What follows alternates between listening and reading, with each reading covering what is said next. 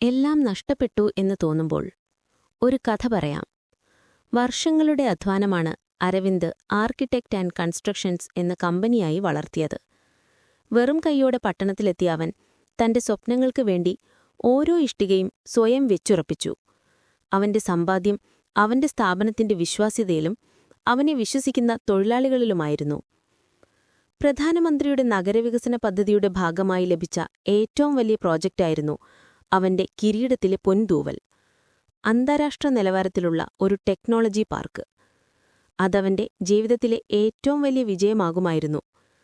അന്ന് രാവിലെ സുരക്ഷാ ഉദ്യോഗസ്ഥൻ നൽകിയ ഒരു പത്രത്തിന്റെ തലക്കെട്ട് കണ്ടപ്പോൾ അരവിന്ദിന്റെ കൈയിലെ കോഫി കപ്പ് തറയിൽ വീണ് ചിതറി. വ്യാജ ബിൽഡിംഗ് മെറ്റീരിയൽസ്, പ്രമുഖ നിർമ്മാണ കമ്പനിക്കെതിരെ അന്വേഷണം. ചുവന്ന അക്ഷരങ്ങൾ അവന്റെ പേരിന്റെ ചുരുക്കരൂപത്തിലേക്ക് വിരൽ ചൂണ്ടി നിന്നു. ഞെട്ടലോടെ ഓഫീസിലേക്ക് ഓടിക്കയറിയ അരവിന്ദ് അറിഞ്ഞത് വിശ്വസ്തനായ ഒരു ഉദ്യോഗസ്ഥൻ തട്ടിപ്പ് കാണിച്ച് ഗുണനിലവാരം കുറഞ്ഞ സാധനങ്ങൾ ഉപയോഗിച്ച് കോടികൾ തട്ടിയെടുത്തു എന്നാണ്. ഈ തട്ടിപ്പിന്റെ വ്യാപ്തി ചെറുതായിരുന്നില്ല. അത് ടെക്നോളജി പാർക്കിന്റെ അടിത്തറയെ വരെ ചോദ്യം ചെയ്യുന്നതായിരുന്നു. അടുത്ത നിമിഷം മുതൽ എല്ലാം മാറിമറിഞ്ഞു. പോലീസും അന്വേഷണ ഉദ്യോഗസ്ഥരും മാധ്യമങ്ങളും ഓഫീസിലേക്ക് ഇരച്ചെത്തി. വർഷങ്ങളായി അവൻ കെട്ടിപ്പടുത്ത സൽപ്പേര് ചീട്ടുകൊട്ടാരം പോലെ തകരാൻ തുടങ്ങി. അവന്റെ ക്ലയന്റുകൾ ഓരോരുത്തരായി കരാറുകൾ റദ്ദാക്കി. ബാങ്കുകൾ വായ്പകൾ മരവിപ്പിച്ചു.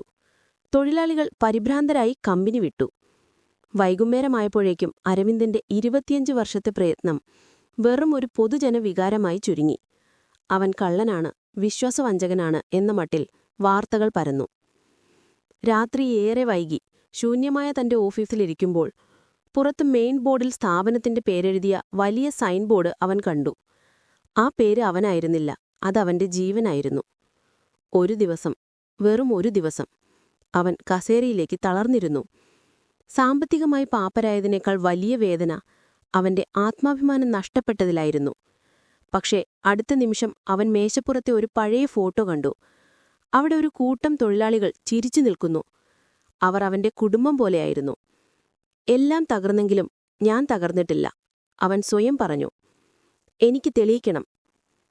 25 വർഷം കൊണ്ട് നേടിയതെല്ലാം ഒരു ദിവസം കൊണ്ട് നഷ്ടപ്പെട്ടെങ്കിലും ആ അനുഭവത്തിൽ നിന്ന് നേടിയെടുത്ത ധൈര്യവും നിശ്ചയദാർഢ്യവും ഇപ്പോഴും അവനോടൊപ്പമുണ്ടായിരുന്നു. തകർന്ന ഭിത്തികളിൽ നിന്ന് ഒരു പുതിയ അടിത്തറ കെട്ടിപ്പടുക്കാൻ അവൻ തീരുമാനിച്ചു. ഒരുപാട് ദൂരമുണ്ടായിരുന്നു മുന്നിൽ.